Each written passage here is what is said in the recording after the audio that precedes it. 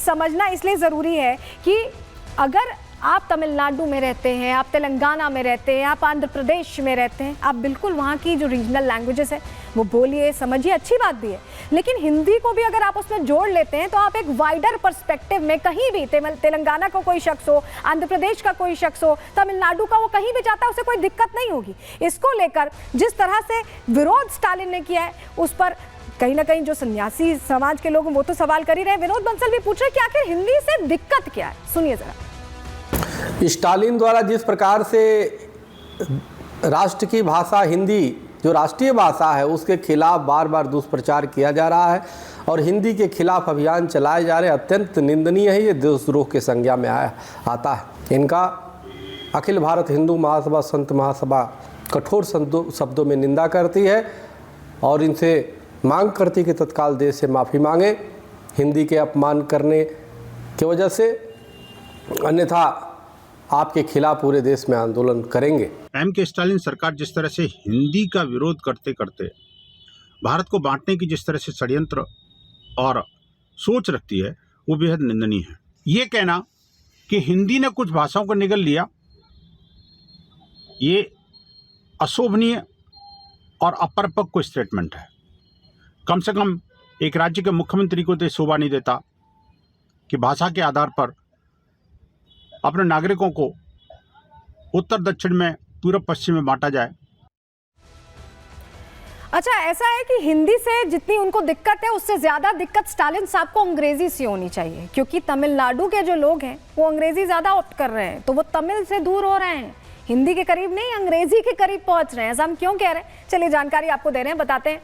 दरअसल आपको साल 2010 का पहले ही आंकड़ा आप देखिए, 6.15 लाख स्टूडेंट्स जिन्होंने 12वीं की परीक्षा दी, इनमें 4.2 लाख छात्र तमिल माध्यम से थे, 1.9 लाख छात्र करीब अंग्रेजी माध्यम से थे और ऐसे में 68% छात्रों ने एग्जाम दिया।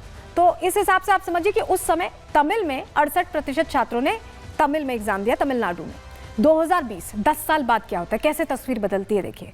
7.2 लाख स्टूडेंट्स ने 12वीं की परीक्षा दी, इनमें से 3.7 लाख छात्र तमिल माध्यम से थे और 3.5 लाख की शिक्षा का माध्यम अंग्रेजी था। तमिल में 51% छात्रों ने एग्जाम दिया, 65 से 51 पर आ गए। 10 साल बाद क्या होता है, 17% छात्र अंग्रेजी में शिफ्ट हो गए 2010 से 2020 में। 2024 का आंकड़ा जो सामने आया है वो और हैरान करता है, क्योंकि यहाँ पर 45% छात्रों ने तमिल में एग्जाम दिया और 14 सालों में 23% छात्र अंग्रेजी में शिफ्ट हो गए, तमिल से अंग्रेजी में। यानी तमिल को हिंदी नहीं अंग्रेजी से खतरा है। तो अगर ऐसा है तो अंग्रेजी की पढ़ाई भी बंद करवा दें, अगर इसी सिद्धांत से उन्हें चलना है तो अपने आप में ये समझने की बात है। और ऐसा नहीं है कि स्टालिन साहब अभी हिंदी से परेशान हो रहे हैं, इससे पहले सनातन विरोधी बयानों के लिए झंडा बरदार रहे एम के स्टालिन, उनके बेटे उदयनिधि स्टालिन, इनको एलर्जी रही है हिंदुओं से भी और अब ऐसा लग रहा है कि हिंदी से भी एलर्जी हो गई है। रिपोर्ट देखिए।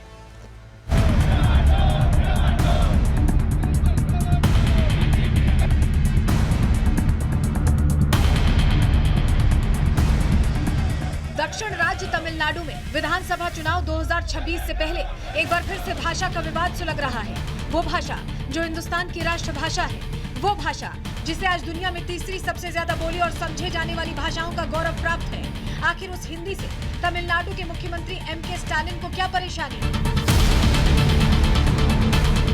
एम के स्टालिन की परेशानी कोई नई नहीं है, न ही हिंदी भाषा को लेकर और न ही सनातन के खिलाफ। वो हिंदुओं के खिलाफ हमेशा ही बोलते रहे हैं। एम के स्टालिन या फिर उदयनिधि स्टालिन सनातन की तुलना डेंगू मलेरिया से करते रहे हैं। इस बार हिंदी पर दिए बेतुके बयान पर जमकर विरोध हो रहा है।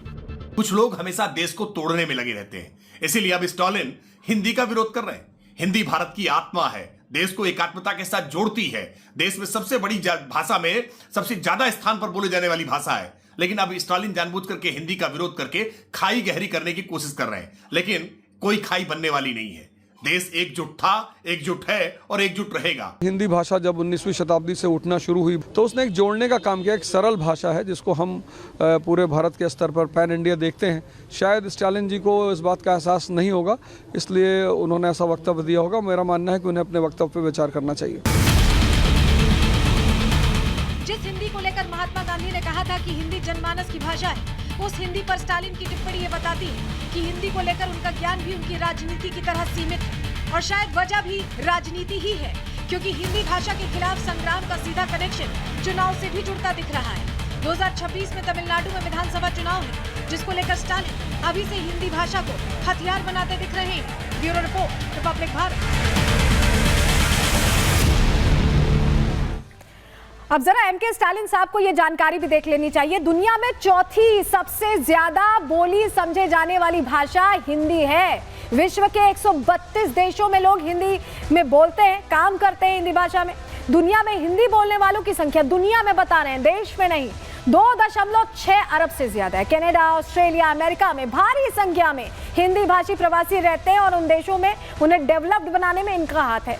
Nepal, Mauritius, Fiji, Suriname, Uganda, Bahrain, Kuwait में हिंदी भाषा प्रचलित है। ये इनको अपने देश में ही दिक्कत हो रही है। लोगों से भी हमने इस पर बात की, उनकी क्या राय, सुनिए जरा। हिंदी एक सर्वोपरि भाषा है, एक ऐसी भाषा जिसको हर आदमी समझ लेता है।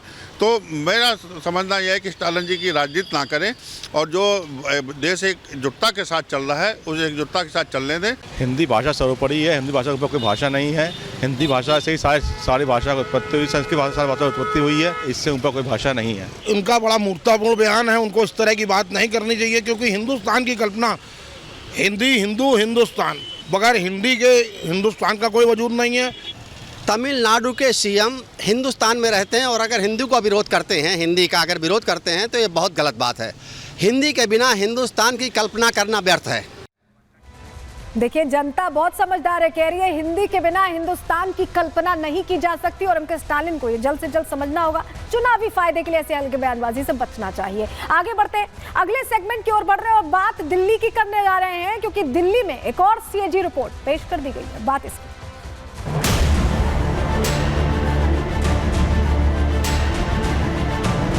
स्वास्थ्य सेवाओं का प्रबंधन पर निष्पादन लेखा परीक्षा प्रतिवेदन वर्ष 2024 का प्रतिवेदन संख्या नंबर 3 की प्रतियां सदन पटल पर प्रस्तुत करती हूँ।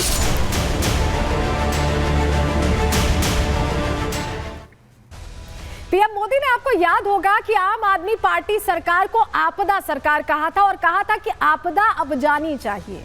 तो अब जो रिपोर्ट आई है सीएजी की, वो इशारा भी इसी ओर कर रही है कि सबसे बड़ी आपदा के दौरान, कोविड के दौरान भी पैसों का खेल खेला गया है। जो पैसे दिए गए उसे खर्च नहीं किया गया, दरअसल उसे जेबों में भरा गया। और सीएजी की ये हैरान करने वाली रिपोर्ट, जो कट्टर ईमानदार का बोलबाला बार बार करते थे, उनके पूरे कट्टर ईमानदार के किले को ढहाने में ये दूसरी रिपोर्ट भी कहीं ना कहीं बता रही है कि कैसे ये खेल खेला गया। चलिए